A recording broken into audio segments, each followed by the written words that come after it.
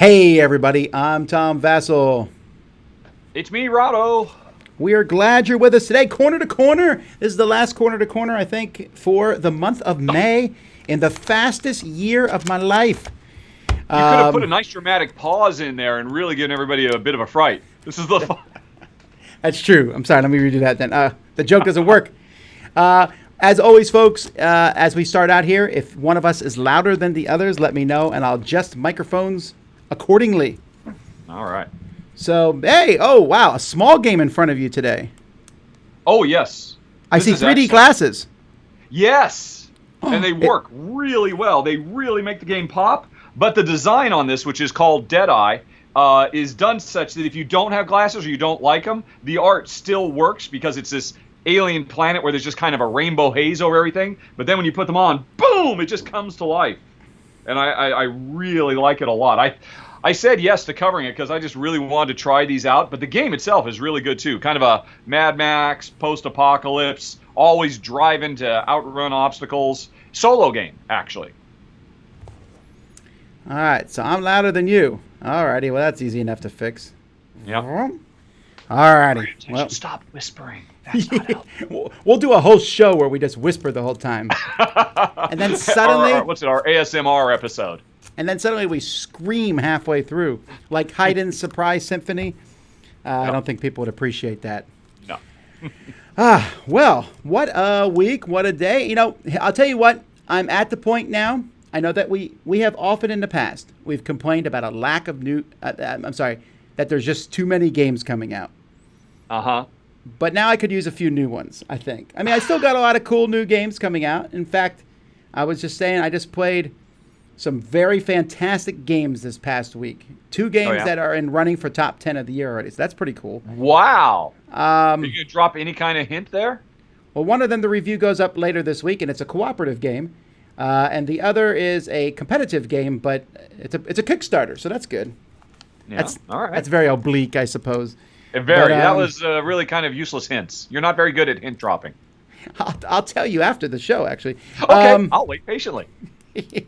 I don't know. I used to get 4 or 5 boxes of games a day. Yeah. Now I'm getting one box every 3 days, it seems. So that's quite a drop, but I'm sure things will pick up. I know that I'm hearing rumblings that in June, like, production will be back in full swing. So, really? Okay. Well, we'll see. You know, it's interesting because you know how sometimes, Rahdo, you get bummed out because, like, if you don't go to Essen and then you see all the games there, you might get them before Essen now. That's a good point, yeah. Since both Gen Con and Essen are shut down, that's my big question is, I mean, those are the two big release super drop times. I mean, I assume publishers have those in their schedules. They need to go ahead and drop all that stuff anyway, even without the huge boost they get from those conventions. Yeah, well, I mean, that's just they kind of like having that one place to be like, here it is, and there's so much buzz. Now that we're not wrapping around the conventions, you can make your big buzz any time of the year. So maybe we'll see a more spread release this year. That's not bad at all. I mean, no, that's it's actually kind fascinating. Of like the evolution of TV. When you and I were growing up, it was always, hey, it's the new fall season, all the new shows. And then, through the summer months, it's just all doldrums and there's nothing. But these days, with the rise of streaming and Netflix, there's new shows coming on all the time. You know what? I like that better. I like the steady stream rather than the one big thing. Yeah. That's a really good... Man, wouldn't that be cool if board games did that? I would like that better, I think. Because right now it's kind of like, Gen Con. Okay, all these new games. Which ones do I review first? And then Essen and Christmas. Yep. And then March and April, which is the lowest months of the year. Yeah. Yep. All righty. We say that, of course, in the knowledge that there are tens of thousands of good games that exist already. So. Yes. All righty. Well, as always, folks, if you've not seen Rahdo before, he comes from his own channel. Rahdo Runs Through, fantastic channel about how to play games. He runs through them and shows you not only how to play the game, but what it's like to make decisions during the game. That's a reasonable explanation, right? Yep. Yeah. So what we do first here is always we take a look at a Board Game Geek mechanism. We're going through them in alphabetical order. We're done with A's, and now we're at one that had I not read the description, I would not have known what it meant. They really buried the lead on this one. Bias. What Right, would you and have so- guessed that would mean? I would have meant the game allows like one player to do better than the rest. That's what I was thinking something like that, or I was thinking maybe it's some kind of negotiation offshoot or something like that I can try to engender bias amongst my opponents. But no, not even remotely. Well, you know what, though? That's the thing, though. This word is a neutral word, but we tend to put a negative connotation on it. You know, like someone is biased for a specific type of person, usually, or something. Against, yeah. Or against, right. And this you can't trust them because they're biased. Therefore, bias is implicitly bad. Yeah. Right. But here in bias, we have basically it says pieces automatically move in a certain direction, or it's easier to move in a direction. It's commonly used to simulate wind, currents, gravity, conveyor belts, and stuff like that. And when I read that, I thought, I didn't know this was a mechanism, but I like it. I really like this mechanism. Yeah.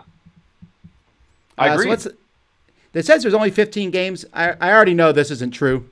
I know there's more this games. This is another one where, hey, 2 years ago, Board Game Geek had no concept of this, and then when Jeff comes along with his new classifications of stuff, I mean, it'll take a few years before this is properly populated, because this is such a cool, wonderful notion that gets used a lot.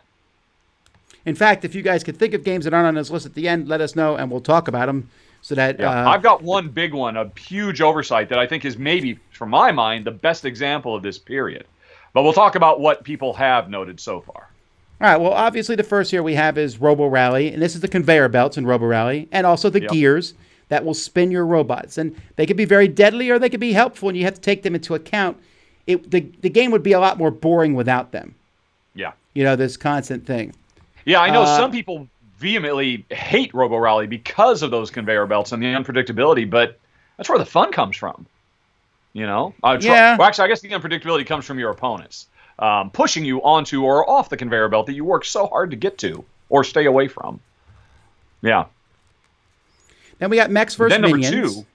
Yeah, Mechs vs. Minions, which is a really interesting one because in this game, it's not replicating gravity or currents or wind. It's just trying to simplify and streamline an army of automated monsters that are here to destroy us, because from all directions on all the modular boards, there's just wave after wave of guys, and they have very simple directives. Always move forward, always move, although there are things that mix that up, but it's excellent. And I'm not sure, though, this is the same category, because if this is the case, then any automated dungeon crawl would count for this. Well, but I mean, usually automated dungeon crawls have some kind of rules specifically that enemies follow, and they often break that up, or they don't stay on a given path. I'm just going to move the shortest path to get to the nearest enemy. Mechs vs. Minions is a bit different in that you could imagine every single one of those little guys being on a conveyor belt. All they're going to do is move forward. And a big part of the game is manipulating them and trying to shake them up because there's too many to fight, kind of a thing. All right. Then we have Niagara, which won the Spiel des Jahres, actually. And this is you're in a river heading towards waterfalls, trying to collect gems. Yep. So if you don't do anything, your boat will keep moving. The Adventurer's Temple of Shock, that at one point in this... Is that the one you love, or is that the follow-up? That's the one I love, but there's one point you get in a river, and the river can push you along, but it's... Oh, I thought they meant the boulder. That's true, the boulder maybe. That boulder is following a path, and it will not deviate from that path, and it will go automatically. It's basically Indiana Jones, the opening scene from Raiders of the Lost Ark, where everybody's trying to escape from a temple with rolling boulders and stuff like that, right? Yeah, okay. Primordial Soup, to me, is one of the best versions of this. Have you played this game? No, I have not. It's from 1997, Tom. How old do you think I am? Well, anyway. You had to think about that. I actually think you would enjoy this one quite a bit. Maybe not. There's a bit of Take That, and I forgot about that. Do you like Evolution?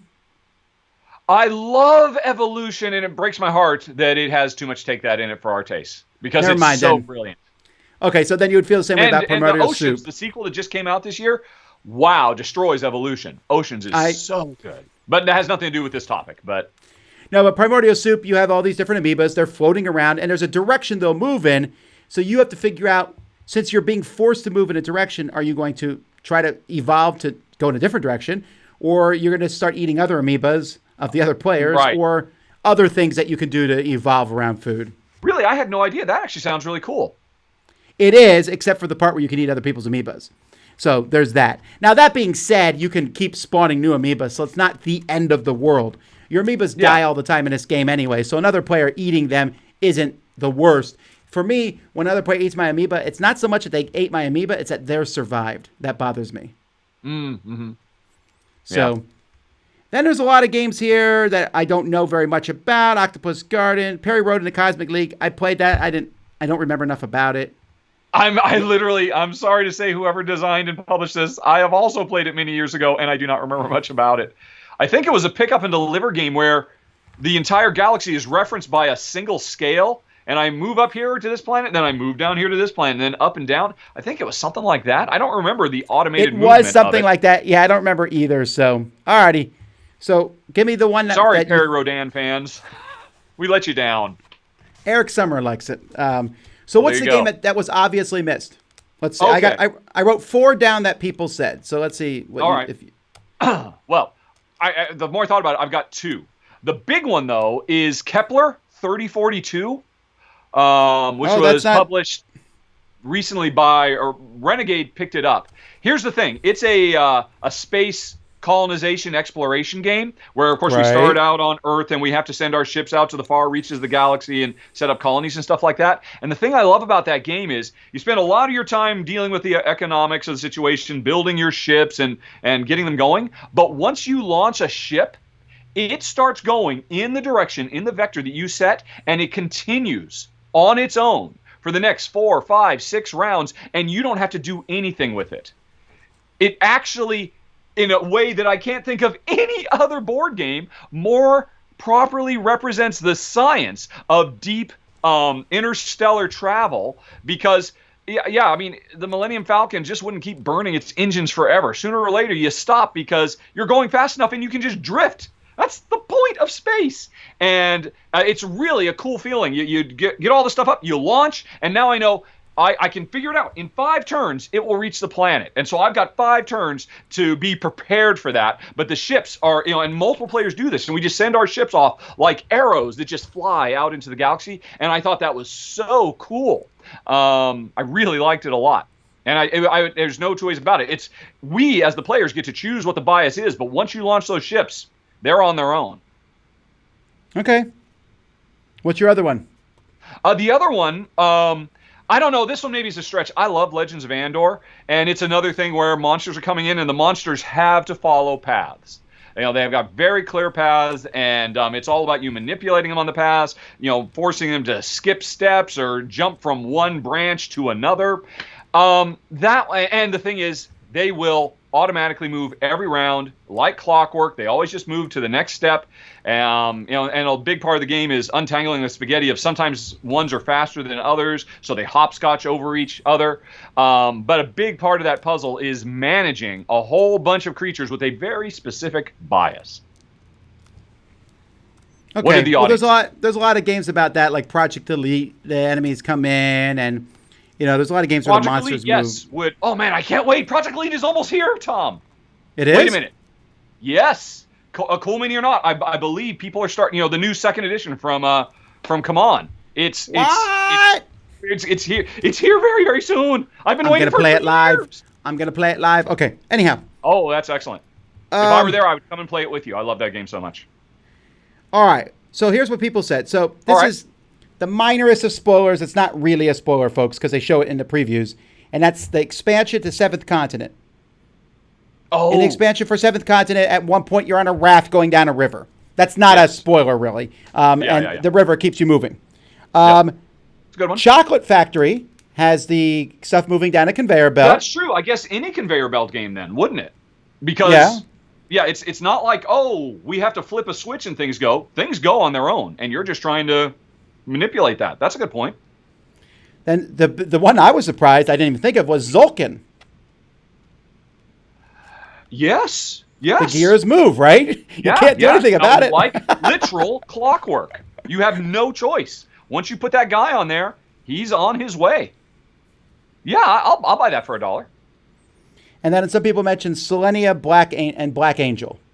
Both of them, the board is constantly scrolling. Oh, how did I not think of that?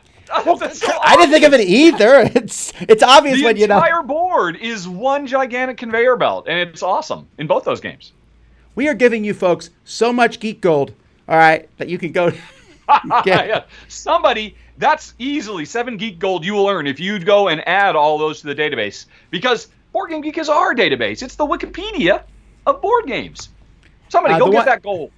The one I would mention would be, this is a war game, Battleground Fantasy Warfare. This is a miniatures game. They're on cards, I've talked about before. But you write an order on that card, and it just keeps following that order until you change it and do something else. Really? Yeah. You physically write on the cards? Well, they're erasable marker type cards. Okay. So you actually, that's a programming game where you give them a script to run? Yeah, basically you really say cool. Close combat. Well, what it does is it basically says, as a commander of an army, you cannot give exact orders to all your stuff all the time. It's just not possible. You know, you basically say, hey, I want you guys to go until you get within range and fire your arrows. And they'll do that. And they will continue to do that until you tell them to do otherwise. I like that concept. A lot. Yeah, it works really well. Cool. Does it have a solo mode? Probably not, because it's an open game. It does not, that I know of. Oh. Someone just mentioned Rum and Bones. I forgot about that. Every MOBA game. Yes. Every MOBA game has this in it. MOBA game, yeah. Is all the little, whatever they call them, the mobs, just move on their conveyor belts, and we try to surf those waters. That's a good point. Somebody's asking, what is Geek Gold? Hans, do a search for Rahdo Geek Gold on Google. I did a whole video on it. It's awesome. There's a lot of people don't know just what you can do with Geek Gold on Board Game Geek. You can turn it directly into games if you want. So it was currency before Bitcoin was even thought of. Yes, it's the precursor to Bitcoin. It's just not as volatile. So no. All right. Well, there you go. That is our mechanism. And I'm really glad this one came up. This is what I like going through, because some of the mechanisms we talk about were like, oh, yeah, okay, worker placement, blah, blah, blah. This was a neat one to see, I thought. Yeah, great job on Jeff for pointing this out. I think that's a unifying thread that a lot of games leverage, but nobody ever identified. So I think this is him, firing on all cylinders. Well done, Jeff, and fellow contributor who we don't remember. Who was Jeff's partner in all of this? I got to look that up so we can stop doing that. All right. Yeah, exactly. let's call Mr. X until you find it out. Or Ms. X, right. I suppose. Top 5 list. Here we go.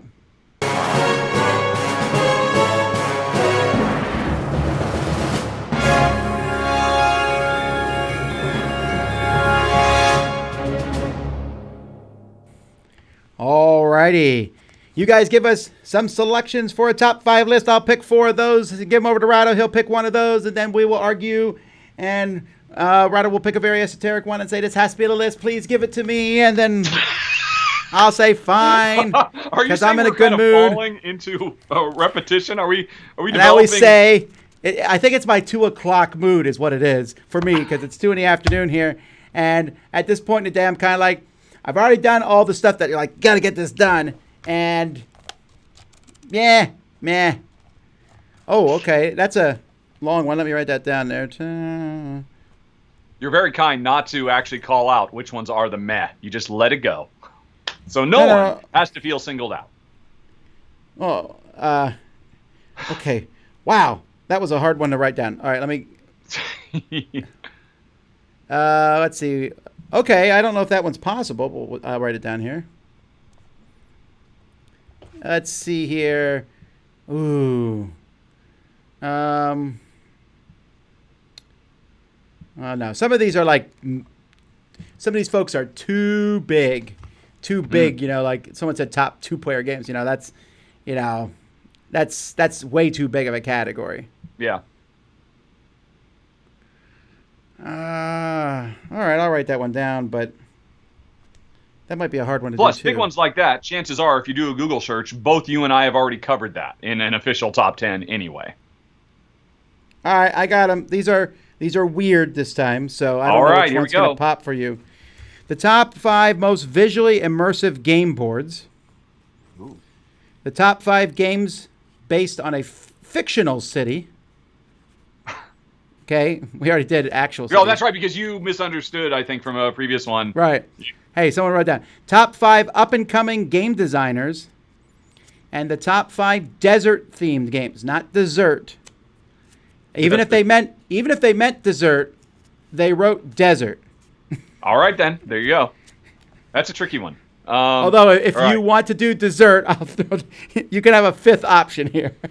No, I think I honestly, I like desert. We already did a food one anyway, I think, a few weeks ago. Desert. No, we did an actual food thing, I think, is what we did. I don't remember. Yeah. Okay, desert, immersive boards. Man, I've got the recall of a goldfish. What were the other 2? Immersive boards, deserts. Fictional cities and up-and-coming designers. Up-and-coming designers. Deserts is really weird. That's I don't know if that was the weird one. I kind of want to do that. I'm going to do deserts. Yay! All right, top 5 desert-themed games. Desert-themed games. And, all right, let's just get the easy one out of the way. Forbidden Desert. Okay. I'm gonna. You dare not pause on that. Well, here's the thing. That was not the first one that I thought of. I thought of Through the Desert, which is the second one. That's the obvious second one. So we're already 2/5 of the way fastest through this. top 5 ever. All right. Yep. Through the Desert. Through the Desert, Forbidden Desert. I really think there should be a series of games where they make the same titles but change it to dessert. Like I want to play Forbidden Desert and Through the Desert. That's the sequel to Forbidden Desert. We're waiting for another Forbidden game from Matt Leacock. Where is it? After Sky. Forbidden Desert. I like it. All right. So I'm writing down the ones that people are saying in the chat because why not? Yeah. So yeah. we're not gonna automatically call these yet. We're just gonna write these down as time up. So obviously, Dune is one that people are mentioning. Yeah. Kemet, because that also takes place in the desert. Sure. Camel Up. Of course. Targi. Oh my gosh, I'm gonna fight you on that one if I have to. Thanks. Agizia. Yeah. It didn't occur to me. I figured this would be a fertile valley, if you will, but yeah, there's a lot. 5 Tribes, obviously. Oh, that yeah. is Rommel, North Africa. No, I'm just going to veto that one right now. Tales of Arabian I don't think that would Nights. make either of our lists. I'm sure it's fantastic for what it does. Babylonia, does that take place in the desert? I don't think so. I think Babylonia takes place in the Tigris and Euphrates region. No, Babylon. Yeah, I think it does. I don't think that's desert area. Silver and Gold. That's not desert. That's desert islands. That's deserted. That's slightly different. Terraforming Mars is not desert. I don't think. Has nobody mentioned Tigris and Euphrates yet? No, but I'm not convinced. Tigris and Euphrates is extreme fertile area. That's not desert. That's the whole point of it. What? Okay. That's the whole point of it. It's the cradle of civilization. I'll accept that. You're right. Of course. Good point. Ooh, Terror Below. I didn't think about that one. That's true. That's the game based on Tremors. Have you seen that one? Yes. Yeah. From Renegade, I think, where you're driving around in Jeeps. Basically, yeah, it's basically just Tremors. Doing your best Fred Ward and Kevin Bacon impersonation, whatever that might be. I just showed that to my kids like last week. They had never seen Tremors before, and when Bert showed up, they're like, "He's so stupid. Why won't he leave his house?" Then when he pulled out all the guns, they're like, "Oh, that's kind of cool." Bert's that kind of character who, like, if you knew him in real life, you would not like him at all, like at all. Yeah. But in the movie, you're like, "I'm glad he was there." Imhotep, I would also argue, is all about the river, and that's why I think, honestly, as much as I like Agizia, I think I was just gonna say Agizia. Yeah. It's desert adjacent. Yeah. Honestly, I don't know that we need to do much more than this. Oh, Valley of the Kings. That's tombs, but... Yeah. Ooh, Thebes? Thebes has desert. Thebes. Yeah, I mean, it obviously has a lot of not desert too, but you really feel like you're going to the desert. And when you pull up a handful of nothing but sand out of that bag, you feel it. You feel that desert. I think you already said you'd fight me, but you didn't have to. I think we can agree on Targi. Targi is a great game. Phenomenal. Where is the expansion? It's been coming. Out in Germany for years. It's coming this year. It's coming, but it got delayed because of all the quarantine and all that. But it's actually coming out this year. I'm very excited about it. Yes, definitely. Okay, well, that's 3. Honestly, it would be weird of us to not put 5 Tribes on the list, I think. Do you not like 5 Tribes?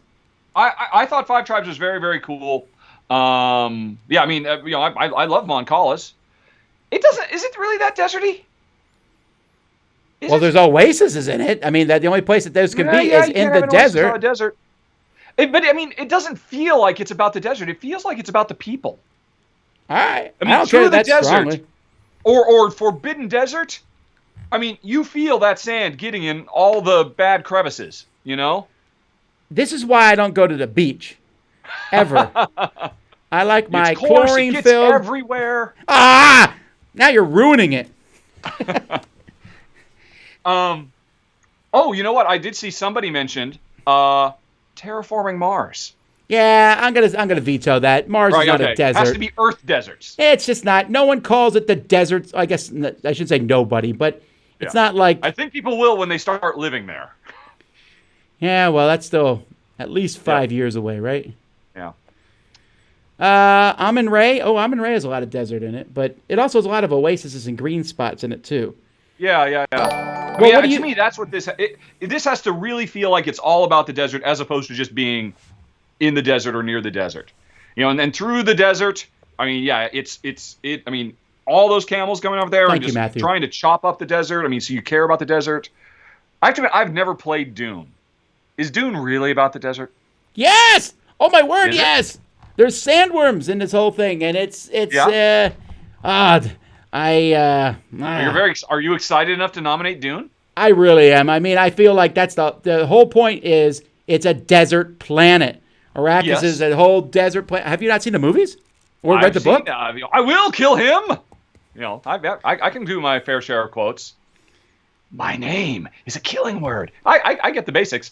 But if you're going to other planets, Mars is a desert. But specifically, this is called a desert world. It's the front of the box shows desert and sandworms. Putting aside the desert, I mean, it's from the same designers as Cosmic Encounter, isn't it? Yeah, maybe. I think so. And, I think it's one of those seminal games that's really, really important in the overall evolution. You know, it's like a game that was literally decades ahead of its time, right? Yes. I'm just trying to feel comfortable in accepting it if you nominate it, seeing as I've never played it, but I'm just trying to get it fixed in my head. Is that true? It is true. Well, the thing is I am trying to think of another. I mean, I think we can get one more, but I think, Archaeology, the card game. Archaeology. Oh, geez. Yeah, okay. And that's a great little game. That it has sandstorms in it. More love than it gets. It has sandstorms and yeah. That's a good call. That's a good. That's a nice pull, I believe they say. Did you want to throw in Kemet? I can't argue against Kemet. Oh, really? I thought you wouldn't like Kemet. I'm all for Kemet. I can go beyond just what I personally like. I can identify it. And interestingly, I have played Kemet. That's the one with like the. I love the D4s as pyramids. I thought that was so cool. That is a cool idea. When I first saw them, I'm like, you don't roll the dice? What is that? Oh, they're pyramids. That makes sense. Also, D4s are the worst dice to roll. Yeah. And you've given me a few that you were a bit iffy on in the past, so I'm totally fine. I mean, hooray! I can't deny Kemet gets so much love. All right, so we got Forbidden Desert, Through the Desert. Of course, they have desert in the names. Targi, Kemet, and Archaeology, the card game. Those are 5 games, all in the Dice Tower library. All excellent games. If I had to pick one to play right now, if there's only one person in the room, Targi. If there's more than one, probably Through the Desert. That's such a good game. If I'm by myself, Forbidden Desert. Because, I could play that game all day. I just love it so much. Have you played it solo? I've never played it solo. Oh, yeah. Well, any co-op game can be a solo game. Yeah, good point. Control 2 characters. Yeah. All righty. All right. Well, hey, that gives us plenty of time for questions. I thought that was a good choice on my part. Well done, me. You're very smart. Yes.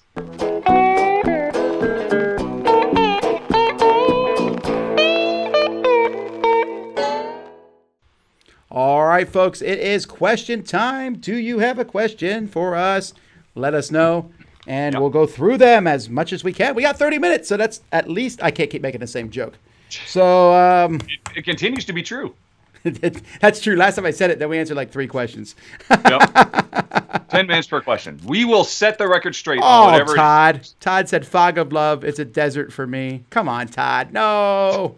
Oh, no. Don't worry, buddy. You keep plugging away. All right. Monica wants to know our favorite sea animal. Our favorite sea animal? Well, I mean, my immediate response was dolphin, but we watched, my wife loves veterinary shows, and there's a new one, Alaska Animal Rescue.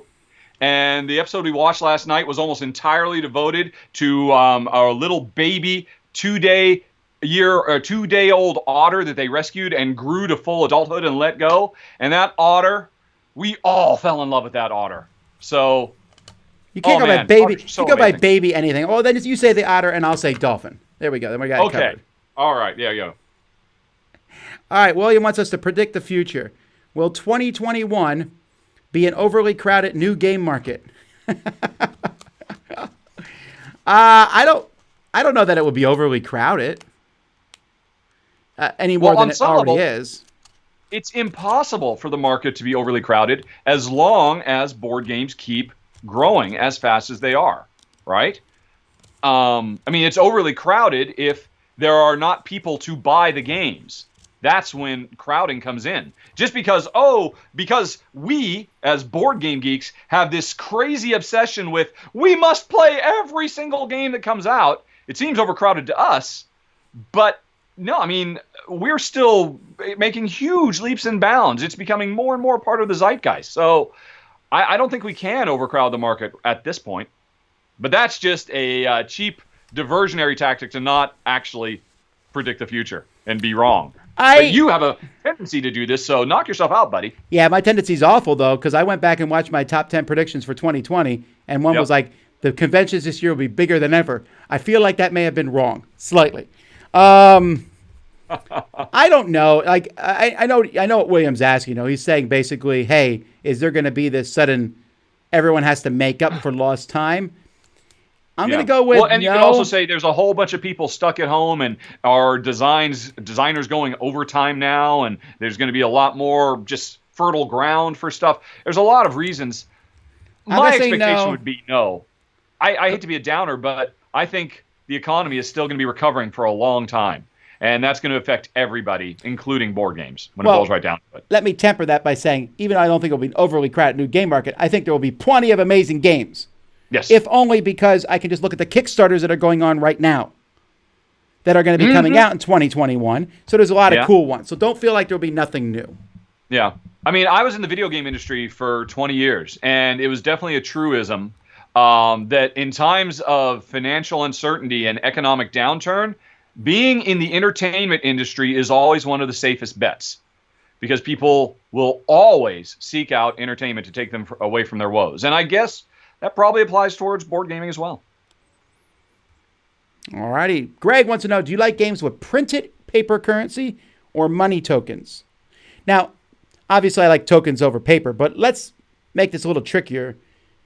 Do you like card money or token money? I was going to be a rebel and say I actually kind of like paper money. Yeah, I know. So that's boring to be a rebel, but let's say me and Freedom and Freeze, the only two in the world. No, you're not the only two. There's gonna be like 6 people in chat now who say they also like paper money. Always happens. Card money, I do like that. I like card money because even though I'm not a big fan of paper money, it often has to do with the paper itself. If paper money was the same money. If paper money was the same paper as, say, U.S. currency, which is very durable, right? I would have no problem with it. So to that end, I tend to like card money over tokens because, well, first of all, tokens, people sit there and they play with them the whole time. Yeah. Cards are also easier to hide if they all have the same back. Yeah. I tend to like stuff like that. And there's just something satisfying about seeing a $500 card. It's a nice halfway because you kind of get that almost tactile feeling of, this is more like real money because I know what real money is in real life. It comes on bills. Now, here's the deal. We need to get from Jamie Stegmaier and Stonemaier Games a release of crazy over-the-top paper money. The same way he does his rules manuals now for Wingspan and Tapestry, where the whole thing is linen finished and it just feels so opulent. I want some paper bills like that I can play in any game. All right. The one time I liked paper money a ton was in that game that you turned me on to. Uh-oh. Which, no, because I never even heard of the game, Millennium Blades, where the money is packaged together into fat stacks of cash. Fat stacks, yeah. And that was awesome. It's awesome until you actually have to wrap them in the stickers yourself. Well, that's what you have interns for. Indeed. So speaking of that, today is a great day. Oh. I bought my third oldest daughter. She likes to paint things, so I bought her a miniature painting kit. She painted her first miniature today, and it looks better than any miniature I've ever painted, which isn't hard for sure. That's fantastic. It's not. I mean, don't get me wrong. I'm not. It's not like super great, but for a first-time miniature, it is great. And I said, "Do you like doing this? Because that's important." And she said, "Yes." Yeah. And I said, "Ha ha ha ha ha ha ha ha ha." Let me show you something. So this is your life until you go away to college now. I'm also paying her for it, so there's that. Nice. Oh, that's awesome. Yeah, I have to admit I'm kind of jealous. I think it would be something that, it's on the list of things to do. And we've talked about this before. I hate gray unpainted minis. At the very least, I just need to learn the basics so you can do that wash that just instantly gives a gray mini, depth and flavor, and apparently that's really easy to do. Apparently, and but some companies, I like when companies do it automatically. So like anything that comes from Awakened Realms, they have their sun drop, they call it, and they just look so much better. It looks so much better. Kemet stuff had that done. Anytime a company does it automatically, I'm so happy because they look more than twice as good. Yeah, I think that's worth putting an extra $5 on the cost of the game to get that, just because it'll increase the quality and the play forever. Aftermath did the same. It has some lovely miniatures. So I just really like that. More of that, publishers, so I don't have to learn how to do it. Devin wants to know, have you ever played all the Carcassonne expansions in one game? I guess a better question, because there's so many come out, right? So let's say, what's the most you've played within a game? I have to admit, I'm a Carcassonne Castle guy. So you never played the original?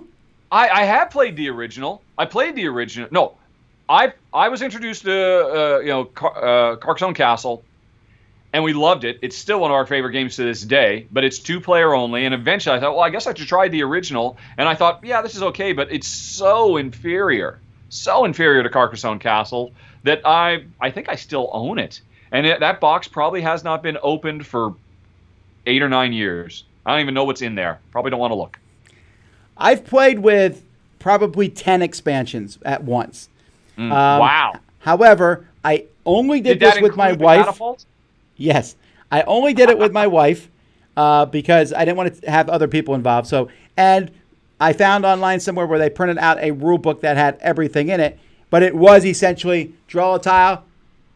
Oh, what's that one do again? And we looked it up because there's so many tiles at that point in time. Oh, sure. It's probably too much. I still have all my Carcassonne stuff mixed together.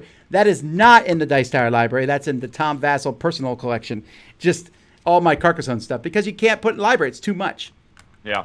All right. Is there a game you would like to do this with? Someday I feel like I am going to do it with Pandemic. And just turn on everything. And just go insane. Speaking of that, because we know Pandemic so well, I feel like it's something that we could actually do, and it would be a really interesting novelty that we might actually enjoy. Something I'd play with everything. I think I've done Arcadia Quest with almost everything. That's interesting. You'll have to do your response list to Z, by the way. He ranked all the Pandemics. Yes, yeah. He didn't do it right, though. He took the easy way out. Oh, I think he should have broken it down to individual mechanisms within the expansion. Word. All right. Well, that's your, and that there, I just gave you a video idea. All right. Big Bizg Ghost says, personal opinion, as all our question answers are. Indeed. No. I'm going to be entirely objective. And what's the biggest missteps of freshman developers? Biggest missteps. You'll have more of an opinion on this. The thing is how you're still kind of a freshman developer yourself, and I know you have one big regret. I don't develop. I think there's a difference between a designer and a developer, but I think the biggest thing is. He just means game developers in general. But if you want to talk specifically about editors or developers, that's a very specific question. The lack of belief in that less is more, essentially. Like the idea that we can't cut this. You can cut stuff. It will not make a game worse usually. Eric Lang and other designers have talked about this all the time. Like, you love this mechanism and you love it because it's cool. But sometimes by cutting it, it makes the game smoother and better. And what I found is problematic is for second designers or redesigners, listening to a rabid fan base of a very small minutia is a big misstep because they'll be like, oh, you guys like this game? We're going to make an expansion that adds tons more stuff, makes the game 3 times as long and more complicated, and super fans of the game will love it, and no one else will ever play it. Yeah. And I feel like that happens sometimes. And once you do that, you can't reel that in. Yeah. And you're right. And that's definitely a trap that I think even seasoned developers can fall into very quickly and very easily. That you end up just targeting, a segment and make a game. Well, it's great for them, but that's as far as you're going to take it. Those are excellent answers. I don't know if I could top those. In reference to you, I was referring to rule books. Specifically, because I know you you decided, I know this game, nothing personal, better than anyone. Who better to write the rule book than me? Oh, no. I like to be clear. I didn't decide that. I was just assigned the task of writing the rule book. I despised every second of it. I hated it. I sent the rule book out to hundreds of people who sent me back. It was not fun. It reminded me of the same feeling when I would write a paper in college and give it to the teacher, and it came back covered with red. And I was like, what? And then, or my wife, she would edit my stuff, and then I come back like, oh, I got to fix all this. And that's how this felt. And it was just, to me, it's not a fun process at all. Yeah. I disliked it a lot. And yes, find a good rules writer. The easiest way, look at rule books that you like of games. Look for the name on those. Yeah. Yep. All right. Anthony says, what's been your favorite episode of SGN, Tom, and have you watched it, Rahdo? I'm assuming... SGN, that's Stargate, isn't it? No, I think this is Some Good News from John Krasinski. Oh, Some Good News with John Krasinski. Well, I think he's only done like 6 episodes, I think. Something like that. My favorite would be the last one, I think, the wedding episode where the office reunited slightly. Yeah.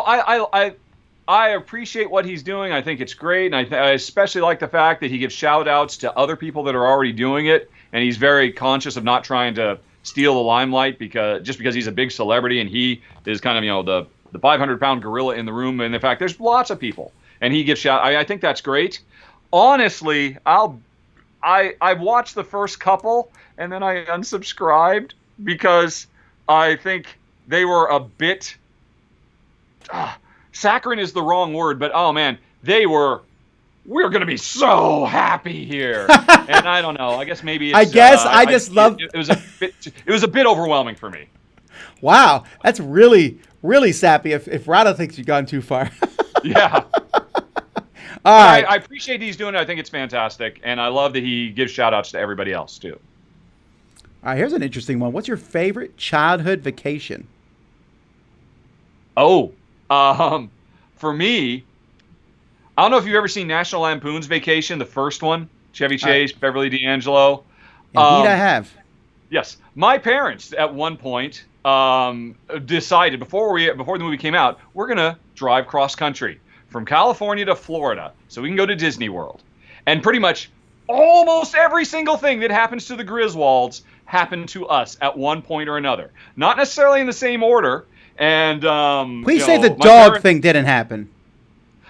No. Like I said, almost everything. But we broke down in the middle of nowhere.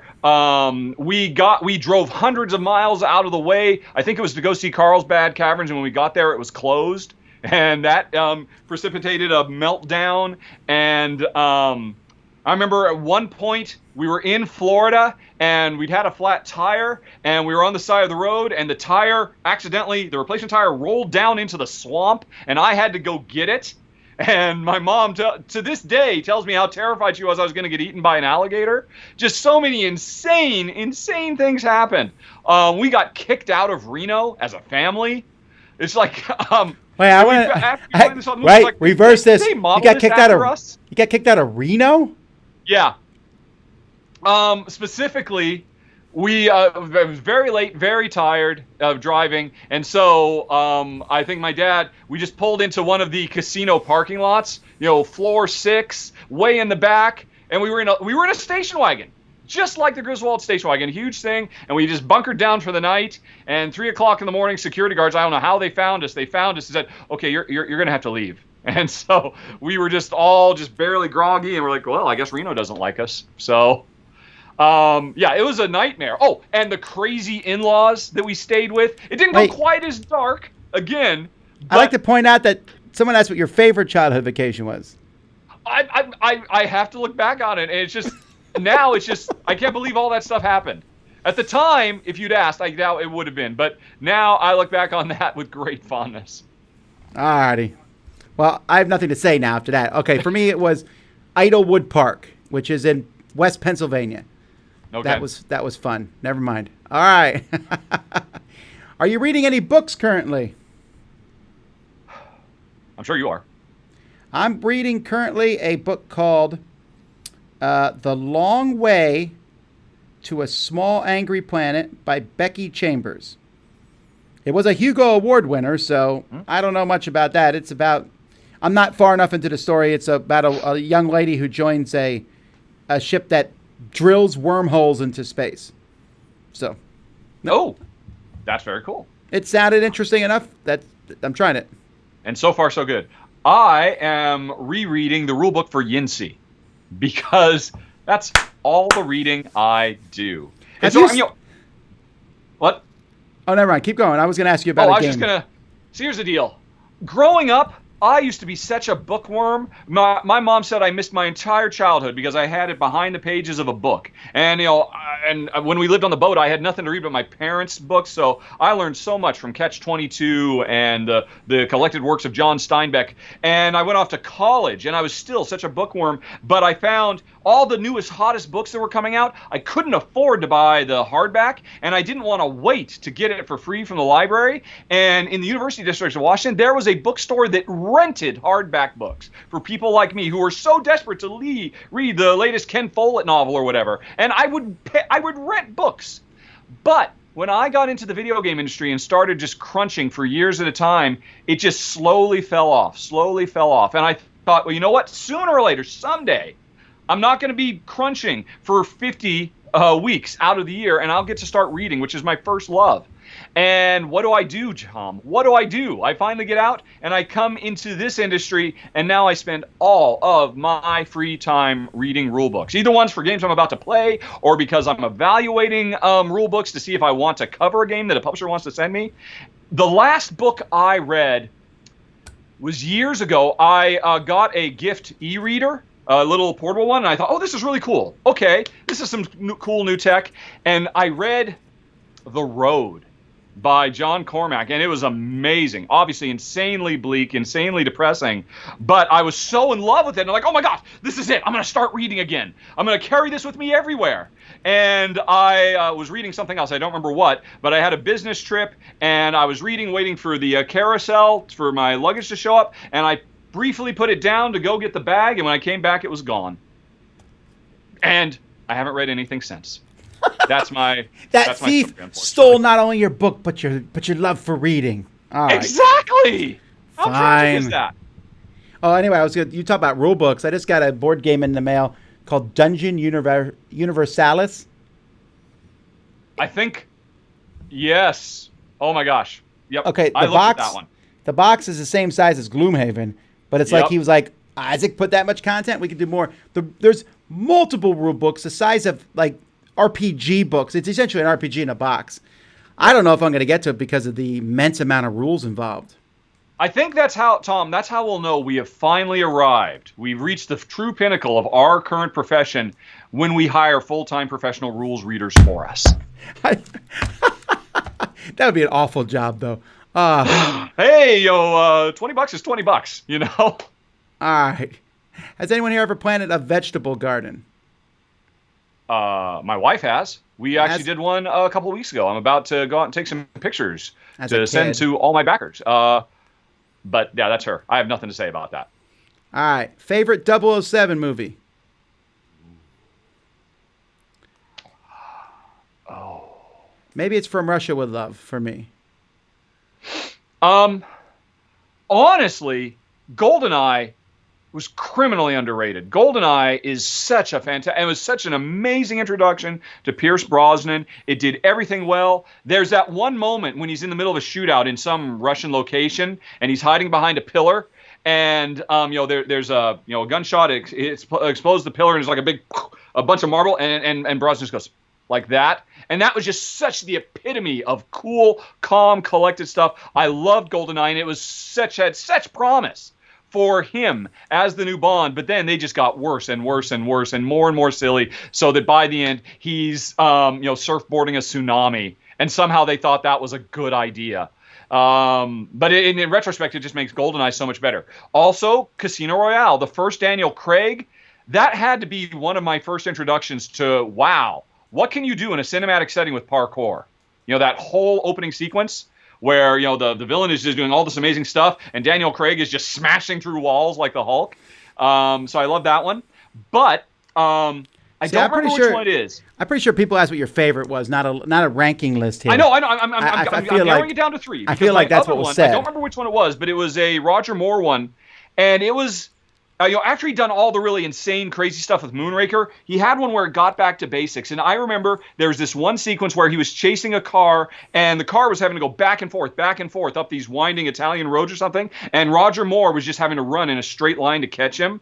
And and you could just feel how exhausting it was and how gritty it was. And he finally got up to the top and he caught him. And then he puts his foot on the car and just shoves it over the side. That, I don't remember which one it was, but I really like that one. But I think since it would probably be that one if I could remember the name. But that's more from my childhood. As an adult, GoldenEye was peak perfection for the line between realistic and grounded and modern and timely, but still kind of absurd and over the top. And Pierce Brosnan, nobody ever did it better than he did in that one movie. Nobody. Okay. Anyhow, let's jump back to games. Favorite Sid Sackson game? Oh.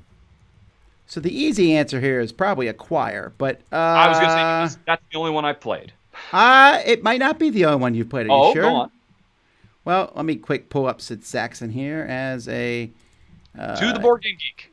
Board Game Geek, as always. All right, Sid Sackson has designed 128 games. Ooh, there's Can't Stop is possibly his most popular game, actually. Sure. Let's see. Number of ratings. No, it's Acquire. Can't Stop. I'm the Boss. I'm going to go with Sleuth. I love Sleuth. That is a hardcore deduction game. I would like to try that someday. Just don't play it with 7 people. It will make your brain explode. Yeah. And I would like to play Can't Stop with you someday, just so I can watch the fireworks. You're going to win. It's a guaranteed. It's a guaranteed win. Unless, of course, it's my time. Yep, finally. Someday, Tom. Someday your time will come. Can you guys tell me the difference between adventure games versus dungeon crawlers? Oh, sure. Yeah, this one's easy. I mean, a dungeon crawler is essentially about your party of characters, usually. Sometimes it's one, but usually multiple people going through a dungeon from room to room, getting treasure, fighting enemies, whatever. An adventure is a much broader view, usually. You're walking across a big map.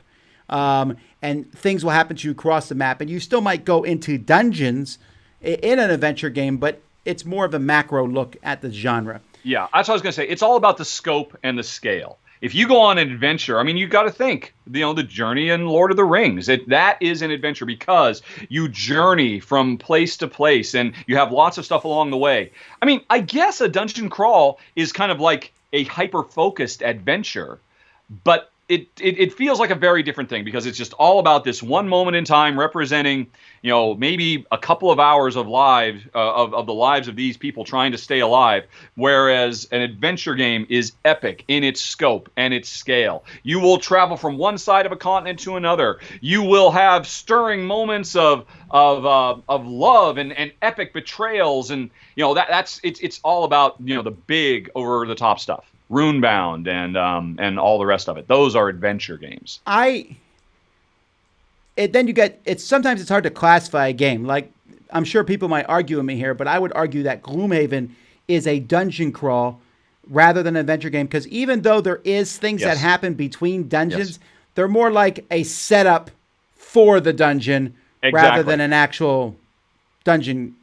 Gloomhaven is a dungeon crawl with a light sprinkling of adventure feely stuff, but it is not an adventure game, definitely. Speaking of Gloomhaven, I can smell the new one somewhere in the world. It's coming soon. I'm excited about it. Yes, they just told me that I'll be getting one very soon, and I'm looking forward to covering it next month.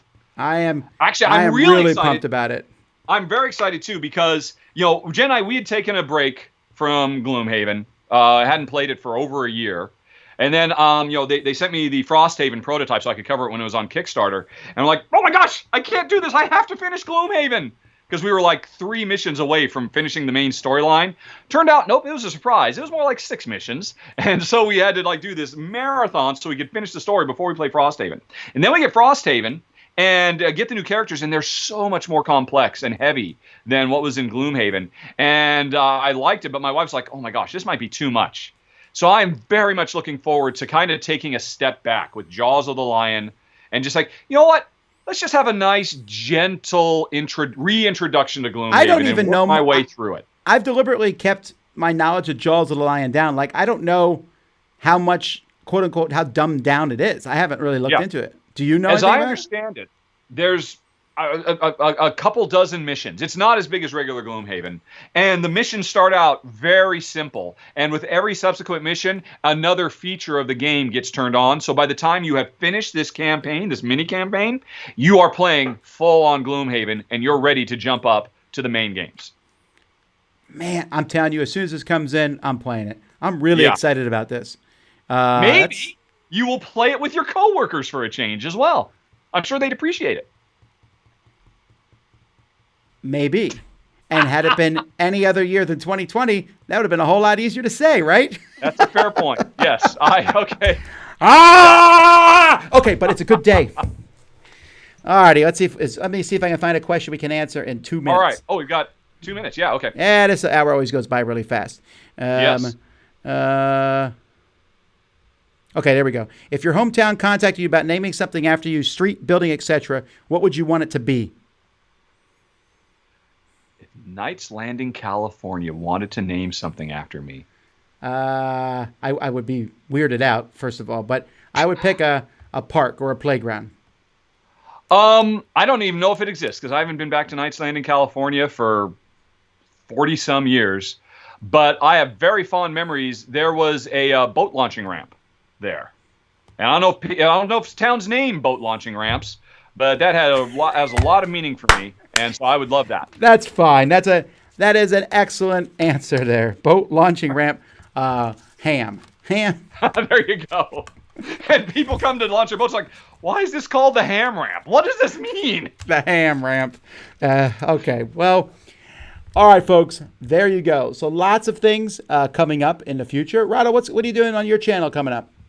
Well, actually, if you head over to my channel right now, I just, right before we started this, put up part 2 of my top 10 must-have games, which I did 5 years ago, and I wanted to revisit it because now is a perfect time because we're kind of all living in bunkers, as it turns out right now, and if I had to pick 10 games for the rest of my life, and that's it, that's what this list is, and it was a lot of fun because I did it with my 2 new contributors to my channel, Shay Parker and Ryan Crichton. So all 3 of us spent 3 hours, Tom. 3 hours listing our 30 or so games. There were some overlaps, and that was a lot of fun. Had a great time with it. I'll have to watch that at some point when I have 3 hours to... YouTube does support double speed.